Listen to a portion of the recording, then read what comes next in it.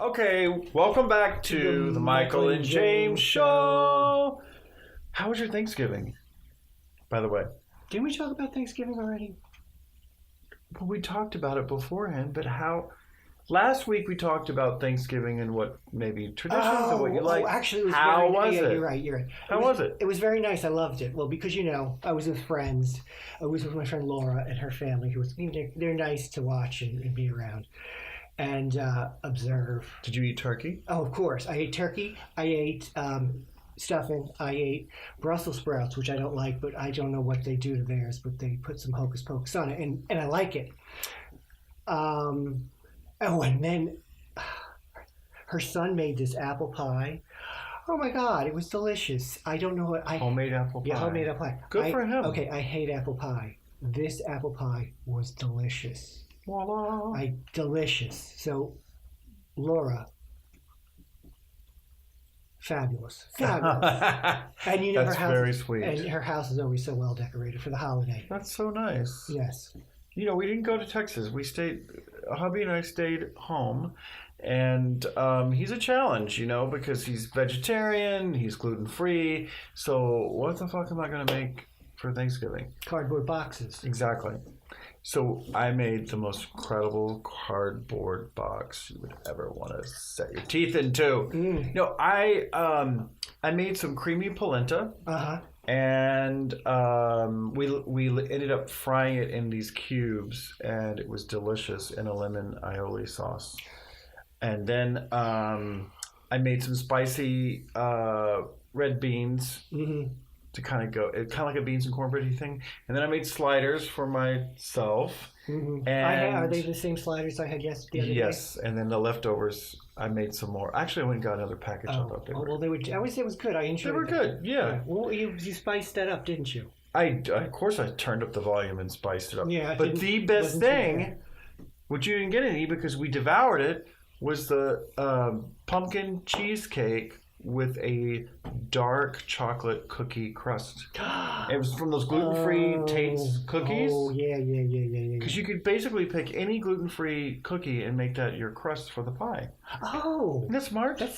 That is smart. It was delicious. And homemade whipped cream with Bailey's. Oh, you made homemade. That's one thing Laura didn't have was homemade whipped cream. I had whipped cream out of a can for the first time in my entire life. But you loved it. Well, no, really didn't. But but it was okay. Fun. It comes out of the can fun. You know what it is? It's too floral. It's too light. Yeah. But that's just. It is what it is. Do you know? I had a flashback to a Thanksgiving memory as a kid, and. This is very on topic but off topic. But I had a hard time being potty trained. I'll just say. Okay, I think Sarah Silverman. I think yeah. She was a bedwetter, and I was never a bedwetter, but I was really close. I peed and pooped in my britches until I was 14 or something. I don't know. Maybe high school or something. I don't know about that. But I think it was 5 or 6 years old, and I had to pee really bad, and it was Thanksgiving morning, and someone was in one of the bathrooms, and I went into a bedroom, and there was the gas heater. Oh no! And I don't know. That was a good idea to put it there. I just thought it was really fun. There were flames there, and then I thought I was doing something that was heroic. Oh God! And so I peed on the. Yes, I peed into the gas heater, and it stunk like nobody's funk. And I'm telling you, the place cleared out, and this is no joke. Thanksgiving was moved from indoors to out in the carport because the smell was so bad. Was this at Grandma and Grandpa's? This was at Nana and Papa's. Nana and Papa. And Papa was like, God damn it, I can't believe this shit. I ain't never seen nothing like it all my life. Well, happy goddamn Thanksgiving Day. So, well, there that is. There it is. So that's one of many pee stories. James, I love these guys. What are these? These are beautiful. Well, you Want to know what these are? Yes, I do want to know what these I'm are. glad because you're the ones that put. I said I saw these and I said these should go. This should be our These are our friends. These are lovebirds. Actually, this could be in honor of my neighbor downstairs. Oh, really? Yeah, Robert loves birds. So if he ever watches this, then he can see this. So this must be the male because he's got a bigger plumy plume, and the female's drabbier. You know, males are very gay. So do you think the female's supposed to be in front?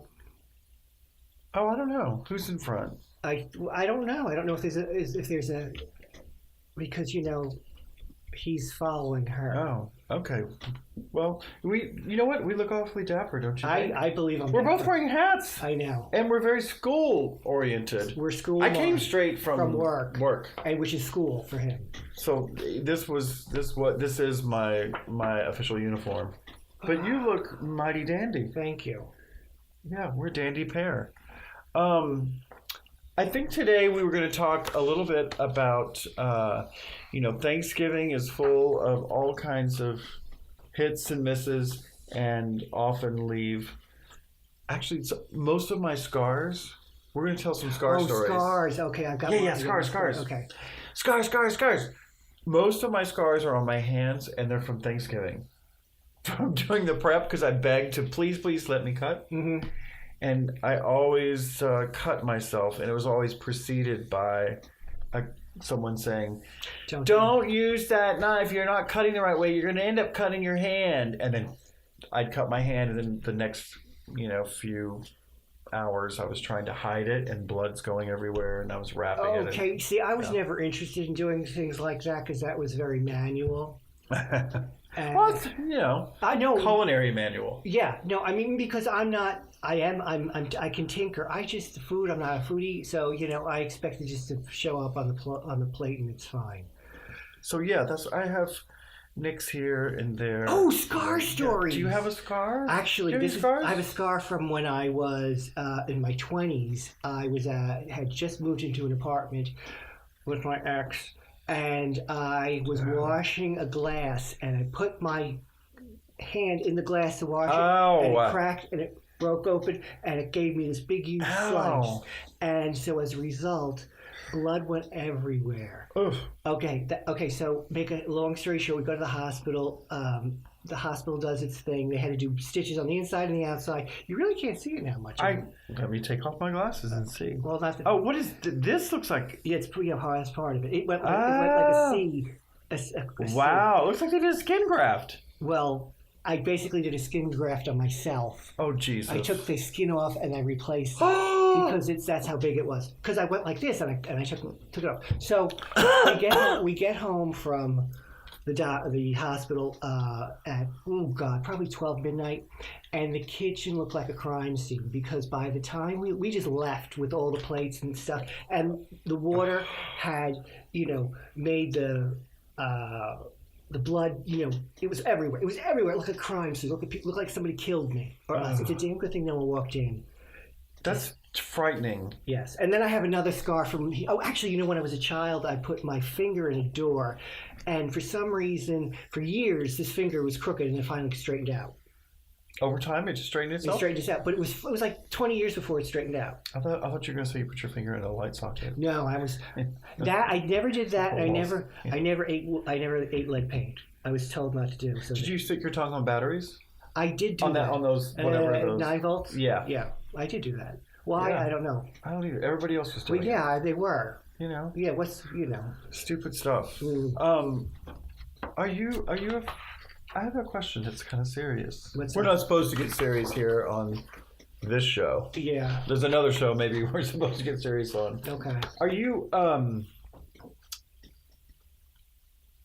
do you feel about, are you afraid of dying? No. No? No. You say that now because you're on TV. No, I'm not afraid of it. There's nothing to be afraid of. I mean, you're going to die. Everyone has to do it. It's a part of life. Yeah. It's life. It's death. And then I think you're right. There's a difference between death and dying. I'm not afraid of death so much. I'm afraid of dying. kind of like Woody Oh, Allen you're has a right. great quote that's like, "I'm not afraid of dying. I just don't want to be there when it happens." Yeah, I think I understand. Yeah. You Yeah. know? Okay. Obviously, everyone wants an easy go of it, but the fact that I'll die, I'm not afraid of it. It's just how. That's the thing. It's the how. I think that's what's got me tripped Why up. did you bring that up? Well, you know my friend Lisa in Kansas City that Yeah, used to yeah. be in Baltimore, that used to be in Austin Yeah, with us. yeah. She and I would get into these conversations where we would go on, I mean, ad nauseum about all the different ways that we didn't want to die. Uh-huh. And it's kind of crazy, It's crazy. She was always like, I just don't want to be impaled on Well, something. you know what? I have never really thought that hard about it. Oh, I think about it. I mean, if you're not going to die in your sleep, then what would be the preference? I guess what? I don't an know. aneurysm? Have your head cut off, decapitated? Maybe. I don't know. My mother died from a blood clot to her lungs, so she was dead in 10 minutes or faster. Oh, that's good. So basically speaking, she drowned to death, I guess. Oh no, no. I don't know. God help her. Anyway, what else do you have on your little card like that? Yeah, death and dying. I just to check in about death and dying. All right. Now that we got past that. Oh, but death and dying. You wanted me to talk about something, but You told me this crazy yes, story. you want me to talk about that death? We can talk. I can talk about that. Yeah, talk about that All right. crazy story. First of There's all, something everyone- on my card. Okay, let me explain something. Yeah, here. explain. The other day I said to Michael, "Oh, did you hear about that Chinese woman that was pregnant for 60 years?" And he's like, "What? No, that never happened. Blah blah blah blah." Well, it did happen. There was a woman in China. This is crazy. I mean, lean in, folks. You know what? I wrote her name down, and it's not on the piece of paper here. So, Chinese lady, 92-year-old woman. Apparently, I believe it was the whole crux of the reason why she was pregnant for such a long period of time. I guess she miscarried, and because the cost of health care was so great back 60 years ago, it was you couldn't have you couldn't give birth to her. I don't know what they call that procedure, DNC. So she lived for 60 years with a baby in her body that calcified because the calcification. What the calcification does is it makes it so that the body doesn't reject it or make it. So she didn't die because technically you can die if your Sure. baby dies in you. Yeah. So anyway, obviously the pregnant wasn't optimum, so that's why what happened. That's insane. Yes, it calcified. They're called rock babies or stone babies. What? Look it up. And there's a woman in Chile that happened to also. She was pregnant for 50 years, not 60.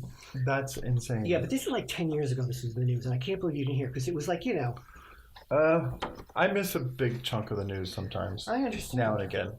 But anyway, I digress. Okay. So we covered death and dying.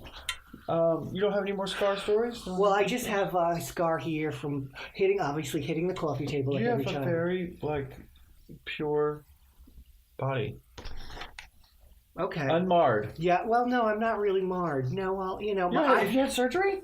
No, I've never. No. Well, actually, I did. I had a collapsed lung. Okay. So they had to put a chest tube in me while I was awake. Okay. So- I had an appendectomy. 10 years old. And I got a Farrah Fawcett T-shirt from my 5th grade class for going to the hospital. I thought that was kind of cool. Yeah. You know the Farrah Fawcett T-shirt I everybody know, had, where she's yeah. in a swimsuit and Yeah. she's doing like this. Yeah.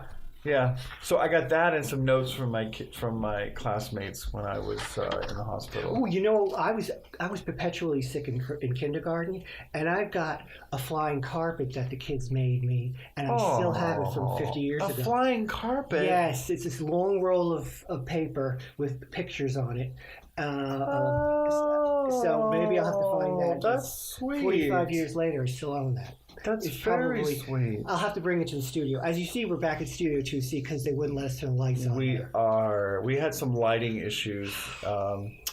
It's always something in production. It really is. It's a tricky thing that we do. It's a very tricky thing that we do. But next week we are going to be back in 7G because we have a special edition holiday Alcohol style. corner? You always say alcoholic Drunken corner? drunken corner, Uh, cocktail corner. All right, cocktail. Cocktail Corner is coming to you next week in 7G, and I'm going to do some fabulous something with the holiday spirits. Okay? That's great. So we'll see you then. Thank you for joining us, and farewell until next time. Okay, bye-bye. Bye. Bye.